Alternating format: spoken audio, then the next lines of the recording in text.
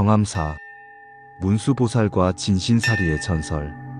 652년 신라 진덕여왕 시절, 나라의 불법은 점점 흐려지고 백성들의 마음은 불안에 가득 차 있었습니다. 이때 나라의 대국통이었던 자장율사는 부처님의 진신사리를 모실 성지를 찾기 위해 온 마음을 다했습니다. 모든 중생이 부처님을 친견할 수 있는 성지를 세워야 한다. 그렇게 시작된 여정은 중국 당나라의 오대산에서 문수보살을 친견하는 기적으로 이어졌지만 그것은 시작에 불과했습니다. 이 이야기는 자장율사가 귀국 후 태백산 깊은 산속에서 마주한 신비로운 일들과 오늘날 정암사 정멸복음과 수만호탑이 세워지기까지의 과정을 담고 있습니다.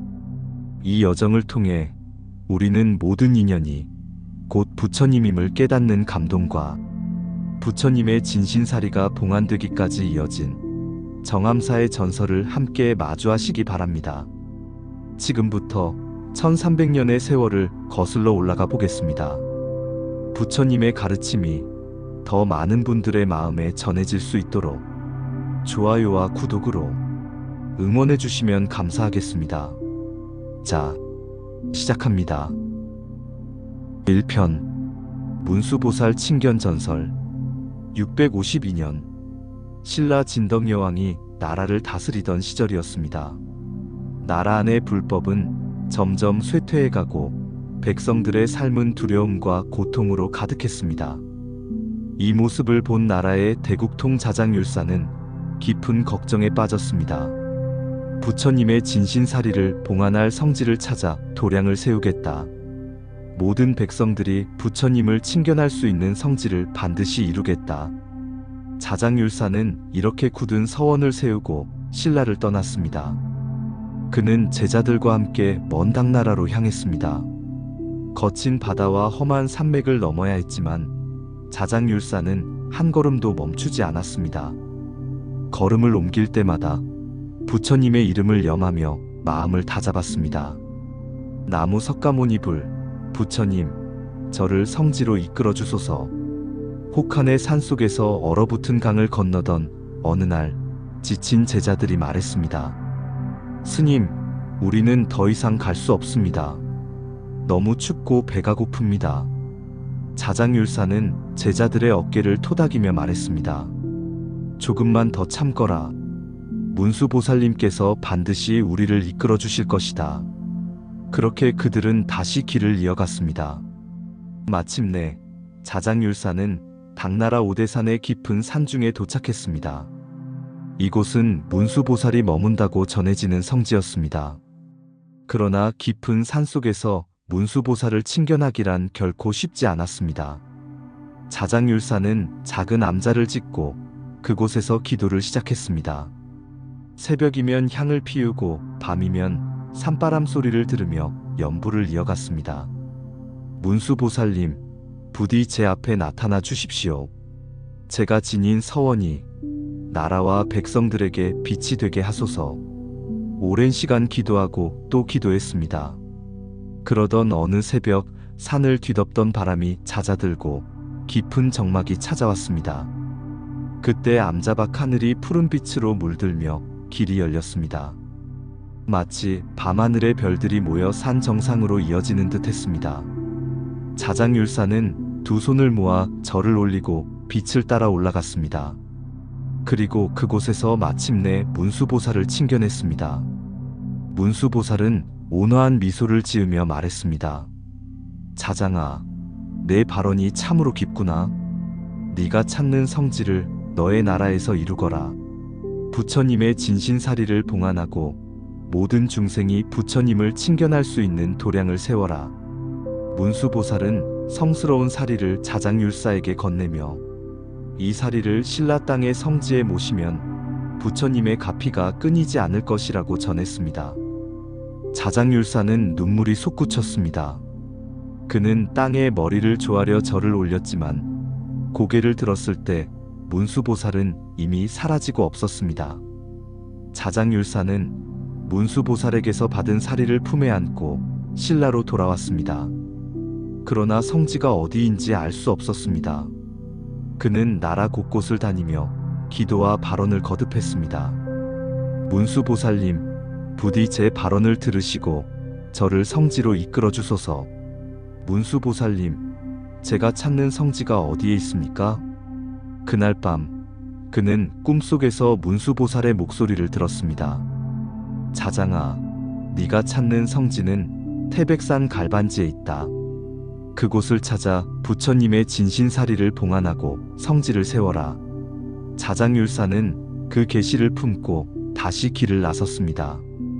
그가 찾게 될 성지, 그리고 세워질 수마노탑과 정암사의 이야기는 다음 편으로 이어집니다. 과연 자장율사가 찾는 성지는 어디였을까요? 다음 편에서 그 신비로운 이야기를 이어가겠습니다. 2편 칡넝쿨과 뱀 전설. 자장율사는 문수보살이 남긴 계시를 마음에 새기며 태백산 깊은 곳으로 향했습니다. 갈만지에서 만나자는 꿈속 문수보살의 목소리가 계속 귓가에 맴돌았습니다. 산은 깊고 숲은 울창하여 어디가 성지인지 알 수 없었지만 자장율사는 제자들에게 말했습니다. 문수보살님께서 계시한 성지를 찾아야 한다. 산 곳곳을 살피며 표식을 찾아라. 제자들은 사흘 밤낮을 헤맸지만 성지의 표식을 찾지 못했습니다. 기진맥진한 제자들이 중얼거렸습니다. 스님, 이 산은 너무 넓습니다. 더는 찾을 수 없습니다. 하지만 자장율사는 포기하지 않았습니다. 문수보살님께서 반드시 우리를 이끄실 것이다. 조금만 더 기도하자. 눈 덮인 새벽, 제자 하나가 갑자기 외쳤습니다. 스님, 이곳을 보십시오. 칡넝쿨입니다. 눈 덮인 산길 위로 길게 뻗어 있는 굵은 칡넝쿨이 그들 앞에 나타났습니다. 자장율사는 넝쿨을 바라보며 마음속으로 확신했습니다. 이것이 성지로 이끄는 표식일 것이다. 그러나 그 넝쿨 위에는 10여 마리의 뱀이 따리를 틀고 있었습니다. 뱀들은 날카로운 눈빛을 번뜩이며 사람들을 노려보았습니다. 제자들은 두려움에 뒷걸음질 쳤습니다. 스님, 가까이 다가갈 수가 없습니다. 뱀들이 우리를 물 것입니다. 자장율사는 제자들을 진정시키며 조용히 말했습니다. 저들은 성지를 지키는 수호자일지도 모른다. 마음이 맞지 않으면 길을 열어주지 않을 것이다. 자장율사는 넝쿨 앞에 무릎을 꿇고 화엄경을 독송하기 시작했습니다. 일체 중생이 부처님의 이름을 부르며 깨달음을 이루게 하소서. 그의 연불소리가 태백산 골짜기를 울렸습니다. 놀라운 일이 벌어졌습니다. 뱀들은 하나씩 몸을 풀더니 천천히 넝쿨에서 내려왔습니다. 마치 부처님의 이름을 듣고 그 자리에서 해탈한 것처럼 말입니다. 길이 열리자 자장율사와 제자들은 넝쿨을 따라 산속 깊은 곳으로 들어갔습니다. 그곳은 마치 세상의 번뇌와 욕심이 닿지 않는 듯 고요했습니다. 자장율사는 두 손을 모으고 중얼거렸습니다. 문수보살님, 이곳이 성지이옵니까? 그때 갑자기 바람이 잦아들고 숲속의 맑은 종소리가 울려 퍼졌습니다. 자장율사는 이 자리를 성지로 확신했습니다. 이제 부처님의 진신사리를 모시고 도량을 세울 터전을 찾았다. 여기서 도량을 완성할 것이다. 제자들은 성지의 땅에 합장을 올렸습니다. 부처님, 이곳이 모든 중생이 법을 듣는 성지가 되게 하소서. 두려움 앞에서 물러서지 않고 끝까지 발언을 지키는 자에게 길은 열립니다. 자장율사와 제자들이 뱀의 두려움을 이겨내고 칡넝쿨을 따라가자 성지의 자리가 드러났듯 우리 역시 삶의 두려움을 넘어설 때 깨달음의 길을 만나게 됩니다. 그러나 성지의 자리를 찾았다고 해서 모든 것이 끝난 것은 아니었습니다. 이제는 도량의 세부 자리를 확정해야 했습니다. 과연 탑과 대웅전, 정멸보궁의 자리는 어떻게 정해졌을까요? 다음 편에서는 칡뿌리 3개가 인도한 신비로운 전설을 들려드리겠습니다. 3편 칡뿌리 세계 전설. 태백산 깊은 숲속에서 성지의 자리를 찾던 자장율사에게 어느 날 새벽 신비로운 일이 일어났습니다. 숲속의 바람이 잠시 멎고 고요가 찾아왔을 때 땅속에서 작은 움직임이 느껴졌습니다. 자장율사가 눈을 크게 뜨자 그의 앞에 세 개의 칡뿌리가 땅을 헤집고 나와 꿈틀거리고 있었습니다. 놀라운 일은 그뿐만이 아니었습니다. 세 개의 칡뿌리가 마치 생명을 가진 듯 사람의 목소리를 냈습니다. 율사여, 우리를 따르라. 우리가 너를 성지의 도량으로 이끌 것이다. 제자들은 놀라움에 숨을 고르며 속삭였습니다. 스님, 이것은 문수보살님께서 보내신 표식입니다.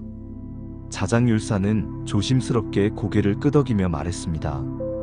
이 표식을 따라가자. 자장율사와 제자들은 칡뿌리 세 개가 인도하는 길을 따랐습니다. 첫 번째 칡뿌리는 숲을 지나 작은 언덕 위에서 멈췄습니다. 자장율사는 그 자리를 바라보며 중얼거렸습니다. 이곳이 탑이 세워질 자리구나. 부처님의 가피가 이곳에 머무를 것이다. 두 번째 칡뿌리는 넓은 평지를 지나 조금 높은 곳에서 멈췄습니다. 자장율사는 그 자리도 확인하며 말했습니다. 여기가 대웅전이 세워질 자리구나. 중생들이 모여 부처님께 예경을 올릴 수 있는 도량이 될 것이다. 마지막으로 세 번째 칡뿌리는 숲 쪽 가장 고요한 곳에서 멈췄습니다. 그곳은 바람 한 점 없는 평온한 땅이었습니다. 자장율사는 두 손을 모으며 말했습니다. 이곳이 부처님의 진신사리를 봉안할 정멸보궁의 자리다. 제자들은 숨을 고르며 무릎을 꿇었습니다.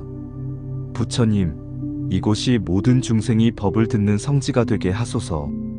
성지의 자리가 확정되자 자장율사는 제자들에게 말했습니다. 이제 우리는 성지를 완성할 수 있다.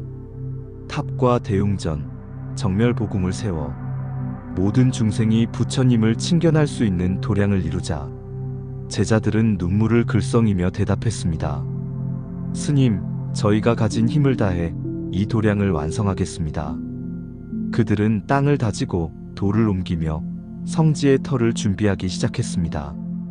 그리고 마침내 성지의 도량을 완성할 준비가 갖추어졌습니다. 작은 표식 하나를 놓치지 않는 마음이 큰 깨달음을 가져옵니다. 자장율사가 칡뿌리 세 개의 인도를 따라 성지의 자리를 확정했듯 우리 역시 삶에서 스쳐 지나가는 작은 신호를 소중히 여길 때 더 큰 길을 발견할 수 있습니다. 이제 도량의 자리는 모두 정해졌습니다. 남은 일은 탑과 정멸보궁을 세우고 부처님의 진신사리를 봉안하는 것이었습니다. 다음 편에서는 동해의 용왕이 건네준 성스러운 만호석으로 수만호탑을 세운 전설을 들려드리겠습니다. 4편 동해의 용왕과 만호석, 수만호탑 전설. 성지의 도량 자리가 모두 정해지자 자장율사와 제자들은 성지를 완성하기 위한 준비를 시작했습니다. 탑과 대웅전, 정멸보궁을 세워 부처님의 진신사리를 봉안할 성스러운 도량을 만들어야 했습니다. 하지만 깊은 태백산 속에서 탑을 세울 만큼의 큰 돌을 구하고 옮기는 일은 결코 쉬운 일이 아니었습니다. 제자들이 땀을 흘리며 돌을 나르던 어느 날 자장율사는 하늘을 바라보며 간절히 기도했습니다. 문수보살님, 이 성지가 온전히 완성될 수 있도록 저희에게 힘을 주소서. 그때 그의 마음속에는 귀국길에서 겪었던 서해의 거센 풍랑과 자신을 구해주었던 용왕의 모습이 떠올랐습니다. 자장율사는 부처님의 진신사리를 전해받고 귀국하던 길의 서해 한가운데서 큰 풍랑을 만났던 기억을 떠올렸습니다. 배가 뒤집힐 듯 휘청이던 그때 그는 두 손을 모아 간절히 기도했습니다. 부처님, 부디 제자들과 함께 이 사리를 지켜주소서. 반드시 성지를 세우겠습니다. 그 순간 바다 깊은 곳에서 푸른 빛이 솟구치며 거대한 청룡의 형상을 한 동의 용왕이 바다 위로 떠올랐습니다. 용왕은 장엄한 목소리로 말했습니다. 율사여, 내 발언이 바다를 울렸다. 나는 너의 서원이 반드시 이루어질 것을 알기에 너를 돕겠다. 그리고 용왕은 자신이 품고 있던 성스러운 만호석을 꺼내 건네주었습니다. 이 만호석으로 성지의 탑을 세워라. 이 돌에는 부처님의 가피가 깃들어 있어 중생들이 법을 만나는 등불이 될 것이다. 자장율사는 눈물이 솟구쳤습니다. 용왕님, 이 은혜를 잊지 않고 반드시 불법을 세우겠습니다. 그렇게 받은 만호석은 성지를 완성할 가장 중요한 보물이 되었습니다. 자장율사와 제자들은 만호석으로 탑을 쌓기 시작했습니다. 큰 돌을 하나하나 옮기고 쌓는 일은 힘들었지만 모두의 마음은 하나였습니다. 이 탑은 부처님의 진신사리를 모신 정멸보궁 위에 세워질 것이다. 이곳이 모든 중생이 부처님을 친견하는 성지가 될 것이다.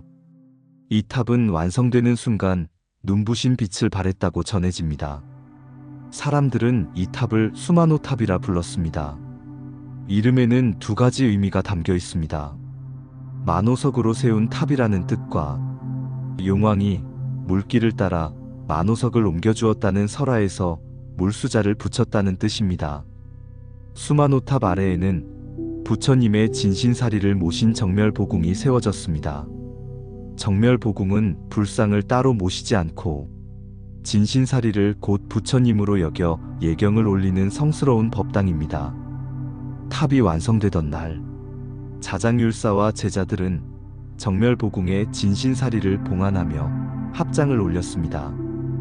부처님, 이곳이 모든 중생이 법을 듣고 마음을 깨닫는 성지가 되게 하소서. 그날 이후 수마노탑과 정멸보궁은 정암사의 신앙의 중심이 되었고 지금까지도 수많은 이들의 기도와 발언이 이어지고 있습니다. 세월은 흘러 수마노탑은 1300년이 넘는 긴 시간 동안 사람들의 기도와 발언을 품었습니다. 그러던 1972년 정암사에서 수마노탑을 복원하던 중 놀라운 일이 벌어졌습니다. 탑지석 5개와 금운동으로 만들어진 사리고가 발견된 것입니다. 탑지석에는 탑의 건립 이유, 수리 기록 등이 적혀 있었습니다. 간절한 발언은 반드시 길을 열어줍니다. 자장율사의 서원과 정성은 동해의 용왕의 마음을 움직였고 성지의 중심이 될 수마노탑을 완성하게 했습니다. 우리 역시 끝까지 포기하지 않는다면 삶의 풍랑 속에서도 길은 열릴 것입니다. 그러나 자장율사의 수행은 여기서 끝나지 않았습니다. 그는 문수보살을 다시 친견하기 위해 정암사에서 오랜 세월 기도와 수행을 이어갔습니다. 그리고 마침내 그의 앞에 한거사와 죽은 강아지가 나타나게 됩니다. 다음 편에서는 자장율사의 마지막 깨달음과 입적의 전설을 들려드리겠습니다. 5편 강아지와 문수보살의 화연 전설. 자장율사의 입적. 수마노탑과 정멸보궁이 완성된 뒤에도 자장율사의 마음에는 한 가지 간절한 바람이 남아 있었습니다. 문수보살님을 다시 한번 친견하고 싶다. 그분의 가르침을 마지막으로 들을 수 있다면. 자장율사는 정암사에서 날마다 기도와 수행을 이어갔습니다. 차가운 겨울에도 정멸보궁 앞에 앉아 연부를 멈추지 않았습니다. 문수보살님, 부디 저를 다시 찾아주십시오. 제자들은 스승의 그 간절한 마음을 알았기에 그를 말리지 못했습니다. 스님께서 얼마나 기다리시는지, 부디 문수보살님께서 다시 오시길. 그러나 세월은 흘러도 문수보살은 나타나지 않았습니다. 어느 날 정암사로 한거사가 찾아왔습니다. 그는 품속에 작은 강아지 한 마리를 안고 있었습니다. 강아지는 이미 숨을 거둔 듯 축 늘어져 있었습니다. 거사는 법당 앞에 무릎을 꿇으며 간청했습니다. 율사님, 제 강아지를 살려주십시오. 제겐 이 아이밖에 없습니다. 부디 자비를 베풀어 주소서. 거사는 눈물을 글썽이며 율사를 만나 뵙길 간청했지만 자장율사는 기도 중이라는 이유로 끝내 만나주지 않은 채 부처님의 법을 믿고 인연을 받아들이라고 제자를 통해 전할 뿐이었습니다. 거사는 허탈한 얼굴로 강아지를 품에 안고 절을 내려갔습니다. 그날 밤 자장율사가 정멸보궁에서 기도를 이어가던 중 절 마당에서 요란한 소리가 들렸습니다. 마당으로 나가보니 낮에 왔던 거사가 강아지를 안고 서 있었습니다. 거사는 자장율사를 향해 차가운 눈빛을 보냈습니다. 율사여, 왜 자비를 베풀지 않으셨습니까? 그 순간 거사는 품에 안고 있던 강아지를 땅에 내던졌습니다. 탕! 하는 소리와 함께 강아지가 땅에 떨어졌습니다. 그런데 놀라운 일이 벌어졌습니다. 강아지는 땅에 닿자마자 눈부신 빛으로 변하며 사자의 보자로 바뀌었습니다. 그리고 거사의 모습 역시 서서히 사라지더니 온화한 미소를 짓는 문수보살의 형상이 드러났습니다. 문수보살은 자장율사에게 다가와 부드럽게 말했습니다. 자장아, 왜 너는 눈앞의 인연을 소중히 여기지 않았느냐? 모든 인연이 곧 부처님임을 잊지 말아라. 자장율사의 눈에 눈물이 솟구쳤습니다. 보살님, 제가 너무 큰 집착에 사로잡혀 있었습니다. 부처님을 다시 친견하고 싶다는 제 욕심 때문에 눈앞의 중생을 보지 못했습니다. 문수보살은 자장율사의 어깨에 손을 얹었습니다. 이제 네가 깨달음을 얻었구나. 그 깨달음으로 모든 인연을 부처님으로 대하거라. 그 길이 곧 해탈의 길이다. 그 말을 남기고 문수보살의 형상은 서서히 사라졌습니다. 문수보살이 사라진 후 자장율사는 정멸보궁 앞에 앉아 두 손을 모았습니다. 부처님, 이제 저는 모든 인연이 곧 부처님임을 알았습니다. 이 마음으로 가겠습니다. 제자들이 숨죽여 지켜보는 가운데 자장율사는 온화한 미소를 지으며 조용히 숨을 거두었습니다. 그의 얼굴에는 집착을 놓은 해탈의 평안이 서려 있었습니다. 제자들은 눈물을 흘리며 그를 향해 절을 올렸습니다. 스님, 부디 문수보살님의 품 안에서 편히 쉬소서. 눈앞의 모든 인연을 부처님으로 대하는 마음, 그것이 바로 수행의 완성입니다. 자장율사가 강아지와 거사를 통해 마지막 깨달음을 얻었듯 우리 역시 삶에서 만나는 모든 인연을 귀하게 대할 때 부처님을 만날 수 있습니다. 자장율사의 발언과 수행은 그렇게 마무리되었습니다. 그의 숨결과 가르침은 오늘날까지 정암사 수만호탑과 정멸보궁에 남아 있습니다. 다음 편에서는 1300년을 이어온 정암사가 오늘 우리에게 전하는 이야기를 함께 만나보겠습니다. 6편 정암사가 전하는 이야기. 강원도 정선 태백산 자락 깊은 곳, 지금도 정암사 정멸보궁과 수만호탑은 조용히 서 있습니다. 오랜 세월 동안 이곳은 수많은 이들의 발걸음과 기도를 품어왔습니다. 자장율사가 문수보살을 친견한 뒤 부처님의 진신사리를 봉안하며 세운 이성지는 천년이 넘는 세월 동안 불법을 지키는 등불이 되어 왔습니다. 봄에는 새싹이 도량을 감싸고 여름에는 푸른 숲이 탑을 감싸며 겨울에는 눈꽃이 수만호탑을 덮습니다. 그러나 계절이 바뀌어도 이곳의 고요함과 성스러움은 변하지 않았습니다. 정멸보궁 앞에 앉으면 마치 천년 전 자장율사가 발언을 세우고 기도하던 모습이 눈앞에 그려지는 듯합니다. 그리고 마음속 깊이 이런 기도가 절로 나옵니다. 부처님, 제 삶이 두렵고 힘들 때 이곳을 찾게 해주셔서 감사합니다.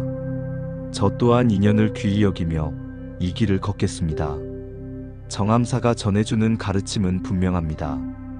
끝까지 발언을 놓지 않으면 길은 열리고 두려움을 이겨내면 길이 드러납니다. 작은 표식 하나도 놓치지 않는 마음이 중요하며 간절한 마음은 세상을 움직입니다. 그리고 마지막으로 눈앞의 모든 인연을 부처님으로 대해야 합니다. 이 가르침은 1300년의 세월을 넘어 오늘을 사는 우리에게 그대로 전해지고 있습니다. 정멸보궁 앞에서 두 손을 모아 기도하는 순간 우리는 알게 됩니다. 자장율사가 그토록 이루고자 했던 도량이란 결국 모든 중생의 마음속에 부처님을 모시는 것이라는 것을. 그리고 우리 삶에도 다시 묻습니다. 나는 오늘 내 삶의 성질을 어떻게 지을 것인가? 내 눈앞의 인연을 얼마나 귀하게 여기고 있는가? 삶의 모든 인연을 부처님으로 대하라. 간절한 발언과 정성을 잃지 말라. 그러면 길은 반드시 열린다. 이것이 1300년을 이어온 정암사의 전설이 우리에게 남긴 가장 큰 깨달음입니다. 오늘날에도 정암사 정멸보궁과 수마노탑을 찾는 발걸음은 끊이지 않습니다. 그 발걸음 하나하나가 자장율사의 발언과 문수보살의 가르침을 다시 이어가는 길이기 때문입니다. 부처님의 진신사리가 모셔진 이 성스러운 도량은 지금 이 순간에도 세상의 모든 중생을 향해 고요한 빛을 보내고 있습니다. 소원 품은 길이었습니다.